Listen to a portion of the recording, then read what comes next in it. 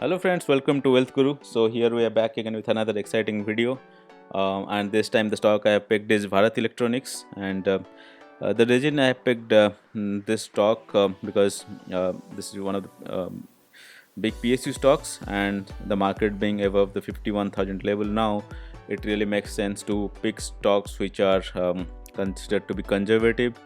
That means it has low downside. So that's the very reason I have picked this stock today.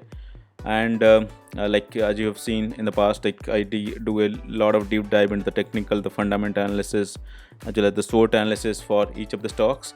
So if you are new to the channel, do not forget to subscribe to the channel so that you get similar content every time I post it. Alright, so without making any delay, let's get started with Bharat Electronics, and let me give you a overview of this stock. So as you can see, the stock has a market cap of close to 38,000 crore rupees. It has a trailing PE of 21.6, and the price to book is almost 3.8. And if you look at the operating profit margin, that's really good, 19.7. And if you look at the dividend yield also, it's 2.7%, which is decent for a PSU.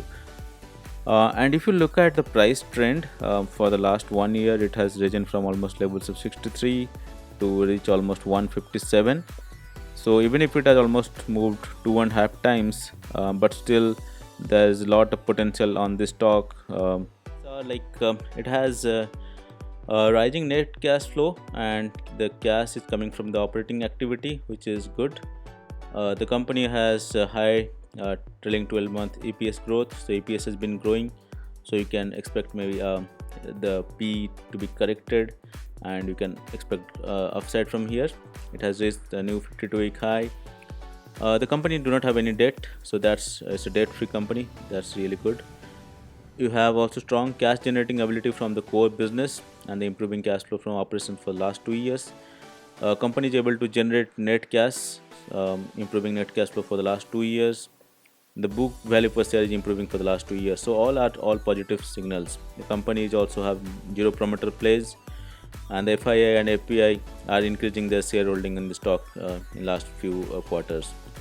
So all these are really good things. And if you have been following Bharat Electronics, you know, like they are into a lot of defense, Indian defense segment, and as the government has been spending a lot of money in the defense space, you can expect a good upside from on the stock. And one more observation which I had is primarily whenever we have the general elections at the central level, as you know, the electronic voting machines are primarily manufactured by Bharat Electronics, and I've generally seen a stock moving up during that time. So that's one thing you should be taking care of, and anytime a general election comes, you can expect some movements on the stock. So that's not anything too big of concern of right now, but you can just take that into account whenever you just look at the stock. Going to the weaknesses, there are a few mentioned here, but I think one of the biggest weakness for Bharat Electronics and any of the other PSUs is the government control that really prohibits its growth potential, because government really actually pays a lot of dividends rather than in reinvesting those. So that's a negative.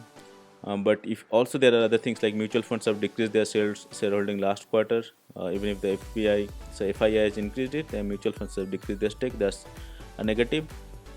There is also a decline in net profit with falling profit margin quarter on quarter, and there's a hanging man bearish reversal in the technical front.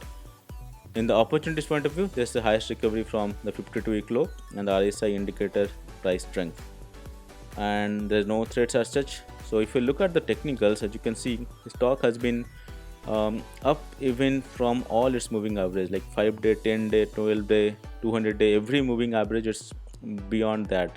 So that really indicates a lot of bullish signal, and you see 16 bullish signal and 0 bearish signal. That's the strength of the stock. And even if you buy that the stock and it goes down from this level to, let's say, to 120, 110, that should not be a scenario where you would sell something. Rather, you just keep on adding to this stock in your portfolio. Regarding, if you look at the shareholding pattern, the promoters hold around 51% share, mutual funds hold 25% share, and FIIs hold 11% share. Public has only 7%, others are 4.6. So that's pretty much all about Bharat Electronics. So this is definitely something you should hold on to, and if it's, as I said, if it goes down, that's not a signal to sell, but it's a signal to buy more on Bharat Electronics.